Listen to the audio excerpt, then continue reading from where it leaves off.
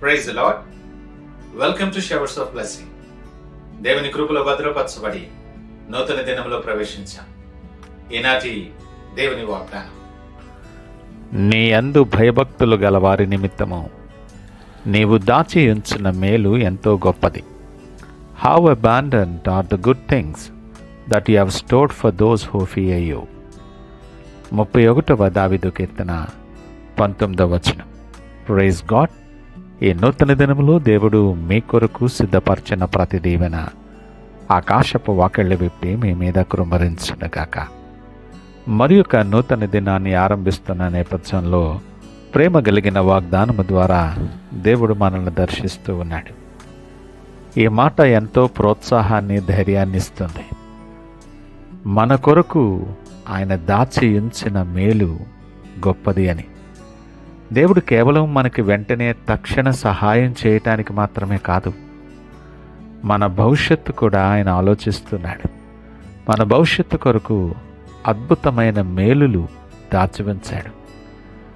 ఆయనను భయభక్తులతో ఆయన సన్నిధిలో మనం ఉన్నప్పుడు, భయభక్తులతో నడిచినప్పుడు మనకు సిద్ధం చేసినటువంటి అద్భుతమైన ఆశీర్వాదాలు ఒకదాని తర్వాత ఒకటి నీ ప్రయాణంలో ప్రత్యక్షమవుతాయి. దాచి ఉంచిన మేలు అనే పదం వాస్తవానికి చాలా గంభీరమైనది సుమా.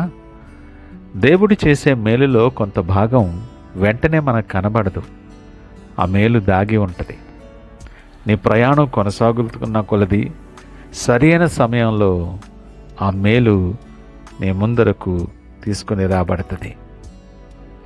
అపోస్తలుడైన పౌలు మాట్లాడుతూ, దేవుని ప్రేమించు వారికి ఆయన సిద్ధపరచినవి కంటికి కనబడవు, చెవికి వినబడవు, హృదయానికి గోచరము కావని.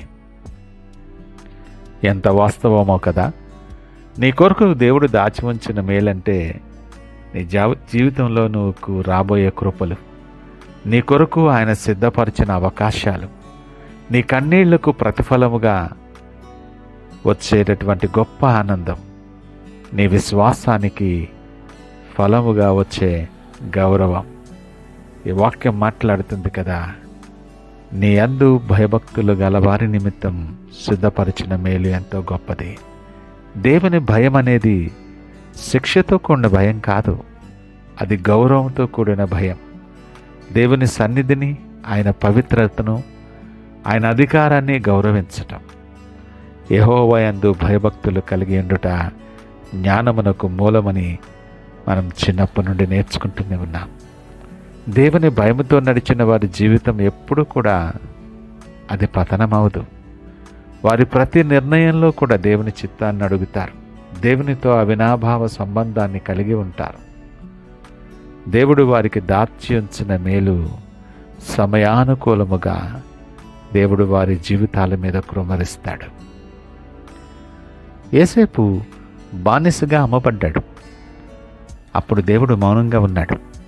కానీ ఆయన యోసేపు కొరకు ఒక రాజ్యాన్ని సిద్ధం చేస్తున్నాడు. దేవుడు దాచి ఉంచిన మేలు దీనంగా కనిపిస్తుల్లో దాగి ఉండొచ్చు, కానీ తగిన సమయమందు హెచ్చించు దేవుడు ఆయన కొరకు రాజ్యాన్ని సిద్ధపరిచాడు యోసేపు కొరకు. అందుకే యోసేపు అంటాడు, మీరు నాకు కీడు చేయ ఉద్దేశించారు, కానీ దేవుడు దానిని మేలుగా మార్చాడు. అలాగే దావీదు కూడా చాలా అన్యాయాన్ని, కష్టాన్ని అనుభవించాడు. దేవుడు అతనికి సింహాసనాన్ని సిద్ధపరిచాడు. ఇదే ప్రకారంగా నా జీవితాల్లో కూడా దేవుడు పనిచేస్తాడు. ముందుగా పరీక్ష, తర్వాత ప్రతిఫలం. ముందుగా కన్నీళ్లు, తర్వాత కీర్తి. ఈ మాటలు వింటున్న ప్రియ దేవుని జనాంగమా, దేవుడు మన కోసం మేలు దాచి ఉంచినప్పుడు అది మన విశ్వాసానికి ఒక పరీక్ష. ఎందుకు ఆలస్యం జరుగుతుంది, నా ప్రార్థన వినబడలేదా, ఏం జరుగుతుంది అని మనం అడుగుతాం. కానీ దేవుడు ఏమంటున్నాడో తెలుసా? I am at work. నేను నీ కొరకు దీవెనను సిద్ధపరుస్తున్నానని దేవుడు మాట్లాడుతున్నాడు. దేవుడు మాట్లాడుతూ ఆయన వాగ్దానం నిర్దిష్టమైన సమయంలో నెరవేరుతుంది. అది ఆలస్యమైనట్లు నీకు అనిపిస్తున్నా కూడా దాని కొరకు వేచి ఉండుము, కనిపెట్టుము అని మాట్లాడుతున్నాడు. మనకు అనిపించేటటువంటి ఆలస్యం, మా సహనాన్ని పరీక్షించేటటువంటి ఆలస్యం వాస్తవానికి దేవుడు దాచిన మేలుకు దారి. విశ్వాసముతో ఎదురు చూసేవారే ఆ మేలును పొందుకోగలుగుతారు. దేవుడు నీ కొరకు దాచి ఉంచిన మేలును నీ మీద కృమ్మరించినప్పుడు లోకమంతా చూస్తుంది. ఎలా దేవుడు నిన్ను కాపాడాడో, ఎలా నిన్ను లేవనెత్తాడో, ఎలా నిన్ను గౌరవించాడో ఈ లోకమంతా చూస్తుంది. అందుకే కీర్తనకారుడు అంటాడు, నా శత్రువుల ఎదుట నీవు నాకు భోజనము సిద్ధపరచుదువని.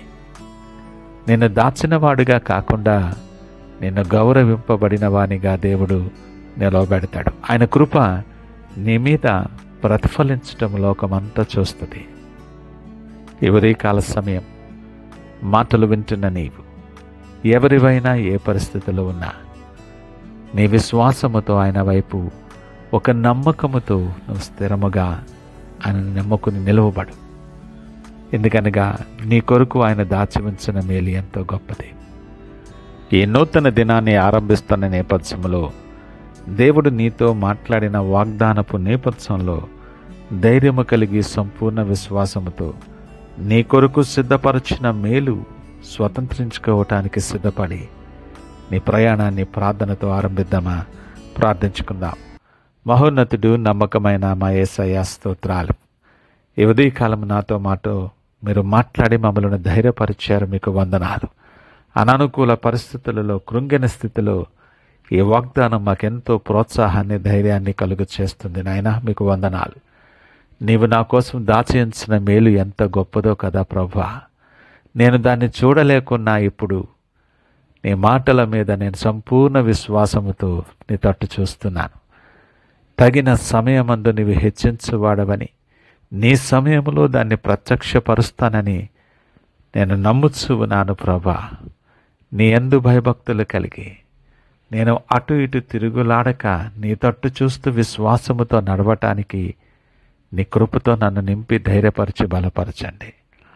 నా కొరకు మీరు దాచి ఉంచిన మేలులు నేను అనుభవించటానికి నన్ను సిద్ధపరచమని సకల మహిమ, ఘనత, ప్రభావాలు మీకే ఆరోపిస్తూ యేసు పరిశుద్ధ నామమున అడుగుచున్నాం తండ్రి.